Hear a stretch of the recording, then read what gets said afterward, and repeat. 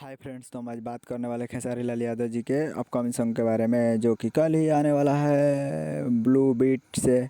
उसी को हम बात करने वाले हैं Blue Beat Bhojpuri YouTube channel पे। तो हम आज उसी के बारे में बात करने वाले हैं। तो चलिए, आपको स्क्रीन के ऊपर दिखाई दे रहा होगा मुँह मारे राजा। मुँह मारे राजा जो कि काफ़ी शानदार और धाकड़ है। तो आप लोग जाइए और इसे Blue Beat Bhojpuri YouTube channel पर सुन सकते हैं। मुँह मारे राजा जो कि 3 दिसंबर को 6:30 बजे सुबह में रिलीज़ होगा Blue Beat Bhojpuri YouTube channel पे, जो कि गाए हैं खेसारी लाल यादव जी। और इसमें म्यूजिक दी है प्रियंका सिंह। और बस आप लोग Blue Beat Bhojpuri YouTube channel पर जाकर सुनिए। और हाँ, हमारे चैनल पर नया है तो चैनल को सब्सक्राइब करके बेल आइकन प्रेस कर दीजिए।